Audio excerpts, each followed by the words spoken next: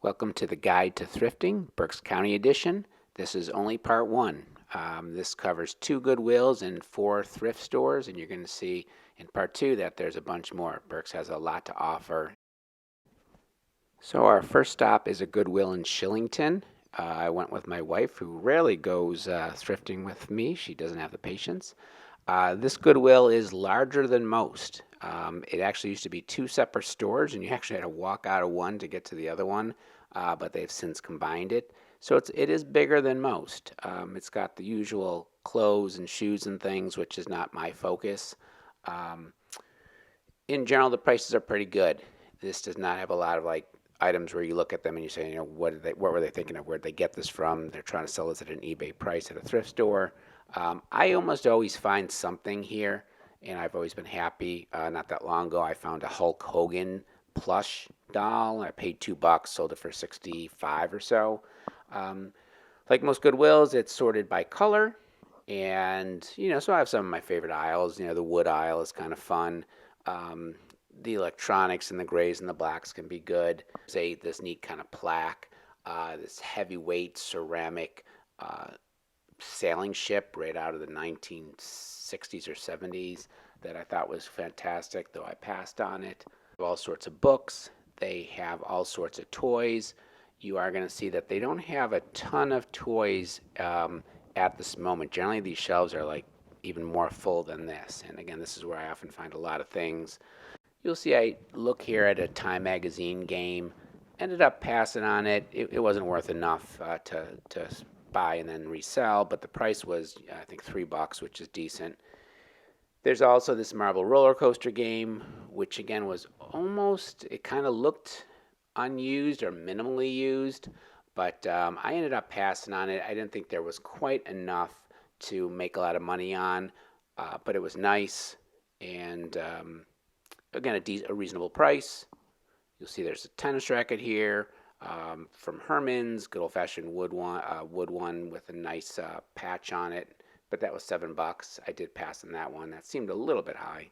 Of course, there's got to be at least one of the creepy dolls. This one kind of sitting on a mirror. No idea about dolls, so always passing them. We were there in October, but they already had the Christmas stuff up, which is slightly depressing. I did see these Teenage Mutant Ninja Turtle walkie-talkies. They might have been worth something. They felt kind of cheap, though. Checking in here with my wife, and yeah, she didn't find anything.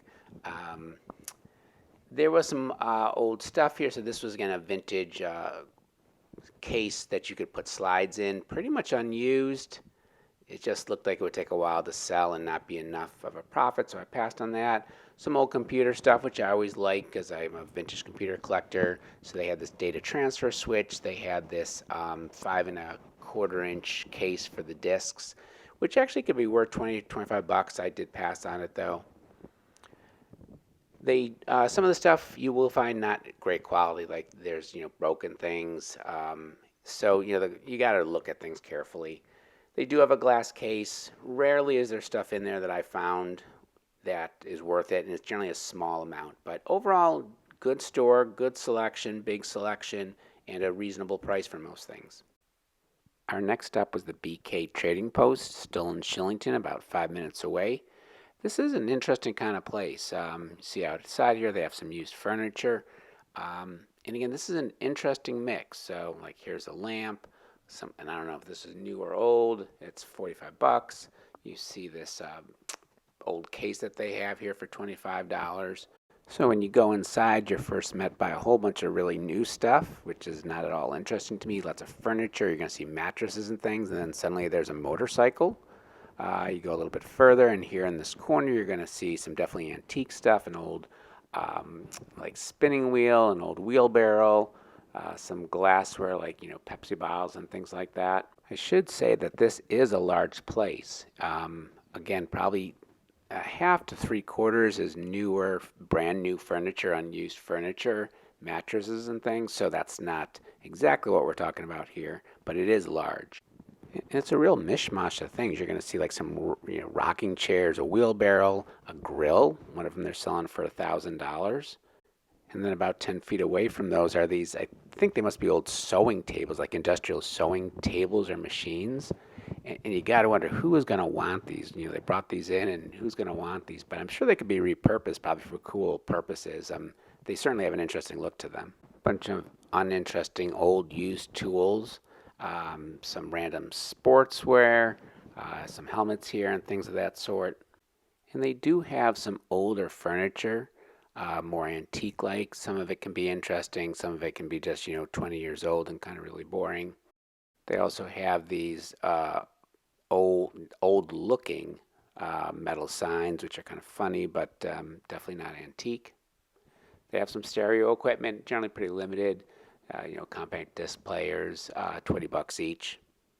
And then you look up and suddenly you're seeing what they are at least calling a VW Beetle from I think 1968. I think it's a trunk. Again, somebody's salivating over that, I'm sure. This is some kind of old Danish table. Not to my liking, but again, they're selling it at a big price, and they do mention that they're selling it on eBay, so they are well aware of what some of their stuff is worth. I love these big old all-in-one stereo things. This is kind of high, 165. You saw it's not in perfect condition. It's RCA Victor. I'd kind of love to have one of these and, plunk a record down on this and probably have a bar. I'm drinking a martini or something, but I'm just not cool enough to pull that off. Again, then they're going to have some random new stuff. They must have, stuff that fell off the truck, camping equipment. You'll see some toys here. You'll see some Lego sets. The Lego sets, most of them look to be new or sort of vaguely opened, but they're all at eBay prices, so you're not going to buy these and flip them on eBay and make any kind of profit. They do have a bunch of glass cases that are worth checking out. You'll see some vintage Christmas houses, which are kind of cool and classic. Mickey, Little Tykes, some random figures, Lionel trains, Matchbox, maybe Hot Wheels. Towards the bottom, you're going to see some Pepsi kind of stuff. Again, you're never quite sure what's going to be here. These are some other glass cases. There's going to be old coins in here. There are some random statues. This is one of those kind of classic old light up Christmas trees, ceramic Christmas trees. This is priced at $50, which is pretty much what it goes for. The condition was okay. It was dirty, needed some cleaning up. You'll see a big old cash register. And then this caught my eye because this is an Evergleam stainless aluminum Christmas tree that, again, is pretty horrid looking. Looks like you could make it, with a school kit for $5, but they're selling it for $600. A couple of the old toy ride-on tractors, each selling for about $300. Some radio kind of CB equipment. Not sure exactly what that is. Some pots and pans, as it were, here. Again, I obviously have no clue what these things are, but they're valuable enough to be locked up in the glass cases. They do have some records and tapes and videos, and the prices are reasonable, though I don't think I've ever found anything all that good here. So BK Trading Post is definitely an eclectic kind of place and definitely worth a stop. A quick mention that directly next to the BK Trading Post is this Ollie's Bargain Outlet. It's not a thrift store, but it's bargain shopping. So after that, we drove 15 minutes to the Wernersville area on Penn Avenue. It's a bit of a drive, but you're going to see that we hit 4 thrift stops in very short order here on Penn Avenue, so well worth it. This place is called the Collectible Thrift Shop. It's locally owned. It is a smaller place, but it's full of stuff that's kind of neat. They might have a little bit of clothes, but it's kind of like jerseys and shirts and things of that nature. It's not like, a lot of Goodwills where there's, 75% of the store is clothes, again, stuff I'm not interested in. You're going to see there's records. We've definitely found some good records here. They're generally a couple bucks each. And again, there's things you might want. Thorogood, George Thorogood, Rod Stewart. To really understand what's here, you almost have to just really look at the video because it's an eclectic mix. It's kind of somewhat organized. You got some plushes here. You got a mystery bin of loose toys and figures. Over here, some more bins of toys. Some of these things are unopened figures.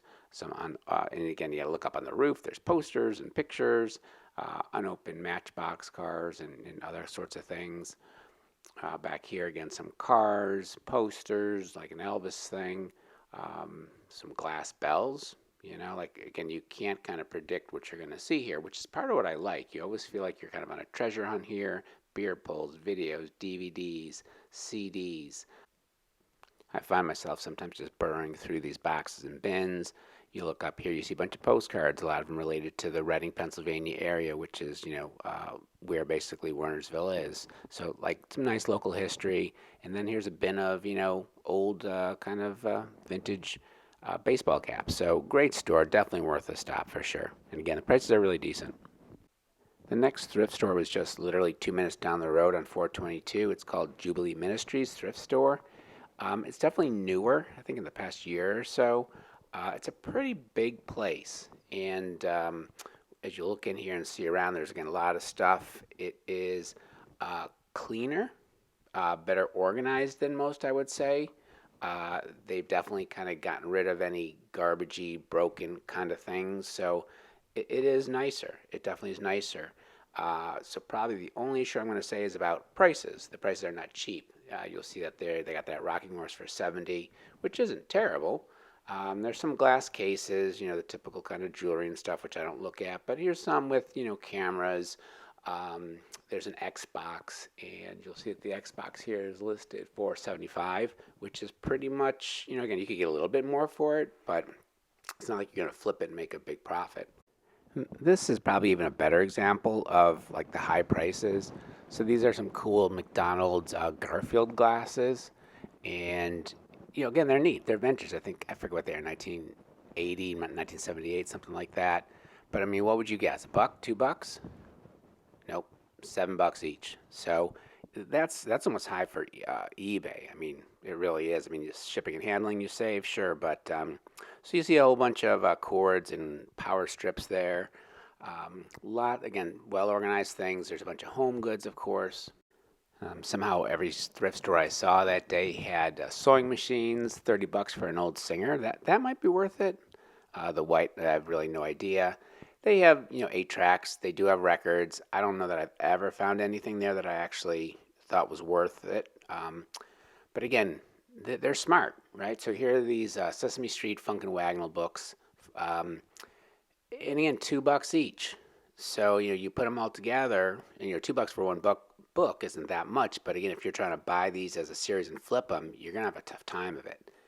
This thing was my favorite. It was just gorgeous. It's this like powder puff blue Schwinn World Traveler 10 speed, 65. Which again, and there's a thing there that they tested out a bunch of stuff. And again, I will say that for some of the electronics and stuff, they will often have a sheet on there that tells you whether they tested it, what's working, what's not. So again, so they're putting in some extra work. And this is probably worth 65. It probably is worth a little bit more. So I thought that thing was fantastic. I love that. I got, medical supplies and crutches and things like that. Purses, backpacks, other, sports equipment and health equipment. All sorts of things up here. There's a cool old igloo in the back. I looked at it closer. It was super old and super dirty. And again, a bunch of, figurines, that somebody probably would be interested in, plates, collector's plates and things of that sort. They have some electronics, and you'll find some fairly interesting things. They have some computer screens. They have some interesting speakers sometimes. Sony, Panasonic. We've definitely seen a decent variety. You can sort of see some of the equipment there. I didn't get a really good shot of it. This here is a typewriter, which again is kind of neat, but again, the asking price is not cheap. It's $60. So if you're going to try to flip it, it's not going to happen. So Jubilee is definitely worth a visit. Well organized, pretty good, well taken care of kinds of things. Again, if you're a flipper, you're probably going to have a harder time finding stuff to flip. But if you're just a collector and you're looking for something fun, you'll find it. And about 3 or 4 minutes down the road from there, still on Route 422, is another Goodwill Robesonia. This is not a huge Goodwill, kind of a smaller to medium-sized one with the typical clothes and things. Again, you'll find a mixed match of stuff. It's not as high-end as like the Jubilee or as fancy or well-organized, but in general, you'll find stuff. Like here's a blue bin. I'm always looking in here trying to get the jump on something before it goes out into the floor. I actually, a couple months ago, found a Lego Millennium Falcon in here in one of the blue bins. Got paid $20 for it, but sold it for about $120. So that was a good find. I found stuff here. Again, they got a bunch of toys and odds and ends like that, and you'll find some stuff.